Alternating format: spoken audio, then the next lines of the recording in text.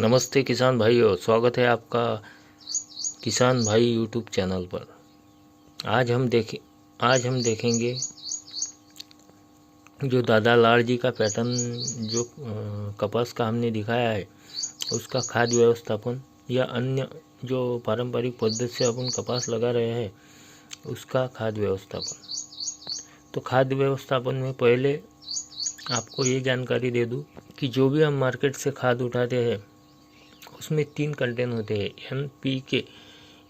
NPK का मतलब पहले मैं आपको समझाऊंगा। तो किसान भाइयों, एन यानी नाइट्रोजन ये जो आता है ये आता है यूरिया या अमोनियम सल्फेट में। और दूसरा पी यानी फॉस्फेट आता है जो सुपर फॉस्फेट आता है अपना उसमें। और पोटैश आता है एमओपी, म्यूरेट ऑफ पोटैश, उसमें। परसेंटेज में अगर देखा जाए तो यूरिया में आता है 46% नाइट्रोजन, सुपर फॉस्फेट में आता है 16% फॉस्फेट और एमओपी में आता है 60% पोटैश।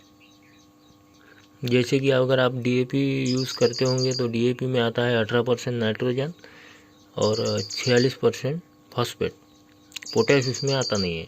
20-20-0-13 में भी वैसे ही है, 20% नाइट्रोजन, 20% फॉस्फेट और 0% पोटैश और 13% सल्फर। और 10-26-26 में आता है 10% नाइट्रोजन, 26% फॉस्फेट और 26% पोटैश। मैंने पिछली वीडियो में आपको बताया था कि आपके एरिया में कौन सी खाद ज़्यादा से ज़्यादा आप चूज़ करते हैं या डालते हैं, वो आप मुझे कमेंट बॉक्स में अभी भी लिख कर भेज सकते हैं। ज़्यादा से ज़्यादा लोग कमेंट में मुझे आपके एरिया में कौन सी खाद आप ज़्यादा से ज़्यादा कपास को डालते हैं वो कमेंट में लिख कर भेज दीजिएगा। अब देखते हैं कपास का खाद व्यवस्थापन। तो हमारे पारंपरिक पद्धति से अगर देखा जाए तो कुछ लोग 3 डोज डालते हैं कपास को, कुछ लोग 2 डोज डालते हैं 15-15 दिन के हिसाब से। तो कुछ लोग 10-26-26 पहले डोज में 10-26-26 डालते हैं, कुछ लोग डीएपी डालते हैं। तो इसमें जो हमारे जो फ़ायदे का रहेगा कपास के लिए, तो मेरे हिसाब से तो पहला डोज वो डालना चाहिए जिसमें पोटैश भले ही ना हो लेकिन फॉस्फेट की या नाइट्रोजन की परसेंटेज अच्छी जो रहती है।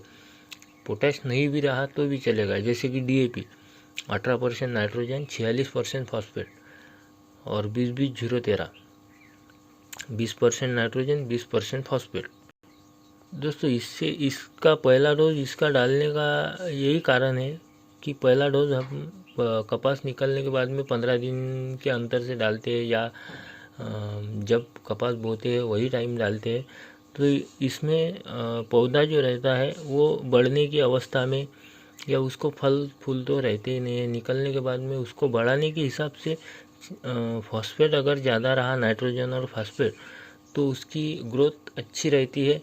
इस हिसाब से 10-26-26 मेरे हिसाब से पहले डोज में ना यूज़ करके पहले डोज में आप डीएपी या 20-20-0-13 यूज़ कर सकते हैं। दूसरे डोज में आप जब 30 दिन के अंतराल से या 40 दिन के अंतर से दूसरा डोज अगर डालेंगे तो उसमें 10-26-26 या 8-21-21 एक अभी महादन का क्रॉपटेक करके आया है, नया है, पिछले साल मैंने मेरे खेत में रिज़ल्ट देखे, इसके अच्छे रिज़ल्ट है। 40 किलो का बैग आता है, थोड़ा महंगा है और उसमें माइक्रो न्यूट्रन भी ऐड आता है, लेकिन थोड़ा महंगा है लेकिन रिज़ल्ट अच्छे है। तो दूसरे डोज में आप ये दोनों में से कोई भी, जिसमें 3 ग्रेड अच्छी तरीके से हो और ये पीछे के 2 ग्रेड यानी ये आखिर का अच्छा ग्रेड जो पोटैश है वो जिसमें ज़्यादा हो, वो दूसरा भी अगर अपने पास कोई खाद होगा, दूसरे भी अगर कोई ग्रेड होंगे, लेकिन उसमें हमें ये ख्याल रखना है कि पीछे का जो ग्रेड है के वाला, एनपीके वाला, तो वो अच्छा होना चाहिए, उसका परसेंटेज थोड़ा ज़्यादा होना चाहिए। वो इसलिए कि अपने कपास को फूल फल लगने के बाद में पोटैश बहुत ही ज़रूरी रहता है। इसलिए दूसरे 10-26-26 अगर कुछ लोग पहले डोज में डालते होंगे तो वो पहले डोज में ना डालकर दूसरे डोज में डालें। और तीसरा डोज आता है पोटैश का। इसमें आपने 45 या 60 दिन के अंतराल 45-60 दिन की होने के बाद में अगर डाला तो पोटैश अच्छा रहेगा। और कुछ लोगों के मन में ये सवाल आया होगा कि अभी यूरिया का कैसा ये करें। तो यूरिया का मेरे हिसाब से तो ज़मीन के हिसाब से यूरिया कपास को देना चाहिए। अगर आपकी ज़मीन में कपास अच्छी बढ़ती होंगी या क्वालिटी अच्छी रहती होंगी, पौधा बड़ा होता होगा, तो यूरिया का प्रमाण थोड़ा कम भी किया तो चलता है। लेकिन वो यूरिया का आप अपने खेत के हिसाब से आप खुद ही डिसाइड कर लीजिए।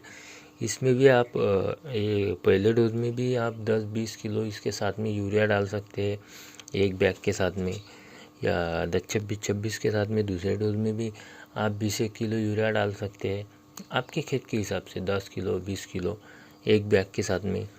और आप तीसरे डोज में भी पोटैश के साथ में भी 10 किलो 20 किलो या 25 किलो यूरिया डाल सकते हैं। वो आपके खेत के हिसाब से आपके हिसाब से आप डालिए।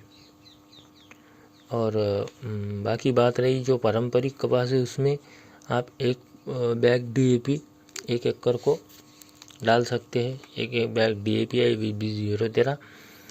दूसरे डोज में आप 10-26-26 एक बैग या 8-21-21 एक बैग ऐसे डाल सकते हैं जो पारंपरिक है उसमें। और पोटैश तीसरा डोज अगर आप देते होंगे तो एक बैग पोटैश। लेकिन अगर आप 2 ही डोज कपास को देते होंगे तो अगर ये पोटैश कैंसिल करना है आपको तो ये एक बैग पहले छोटे होने पारंपरिक हिसाब से बोल रहा हूँ मैं, ये एक बैग और 10-26-26 1.5 बैग करना, 10-26-26 1.5 बैग करना। तो ये रहा पारंपरिक हिसाब से। अब हम देखेंगे दादा लाड़ जी के पैटर्न के हिसाब से। तो इसमें हमें बढ़ाना होगा क्योंकि इसमें पौधों की संख्या अगर डबल हो रही है तो खाद तो डबल नहीं करनी होगी, लेकिन थोड़ा बढ़ाना होगा। इसलिए आप अगर 2 डोज अगर डालते हैं तो जो पहला डोज है वो 1.5 बैग का डालिए, 20-20-0-13 हो या DAP हो, 1.5 बैग का डालिए। अगर 10-26-26 दूसरे डोज में अगर 10-26-26 डालते हो तो ये भी 1.5 बैग का डालिए। तीसरा डोज अगर नहीं डालते हो तो 1.5 बैग का डालिए, या 8-21-21 1.5 बैग डालिए। ये मेरे हिसाब से मुझे ऐसा लगता है 1750 रुपये की 40 किलो की बैग आएंगे 8-21-21। थोड़ी महंगी है लेकिन ट्रायल बेस पे एक आधे एकड़ को ये भी डाल के देखिए, आपको फ़र्क समझ में आ जाएगा। 10-26-26 या 8-21-21 दूसरे डोज में। अगर तीसरा अगर डालते हैं तो पोटैश एक बैग भी चलेगा, नहीं तो 1.5 बैग अगर डालते होंगे तो 1.5 बैग भी चलेगा।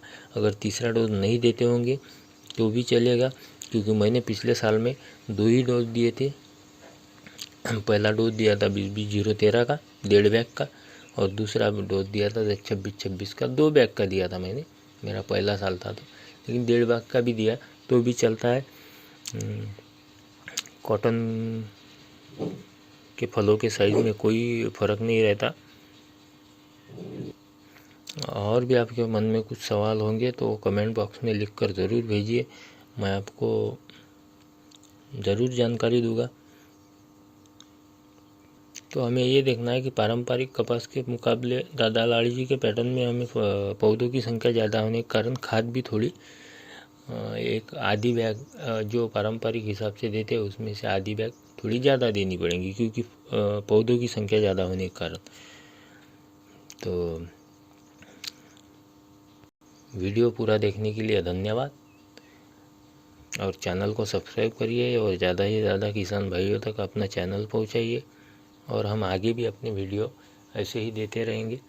और आपकी कॉटन जो है वो कौन से कंडीशन में है वो भी कमेंट बॉक्स में लिखिए, मतलब मुझे जैसा आगे की वीडियो देने के लिए आसानी होगी कि अभी कौन से वीडियो आपको देने हैं।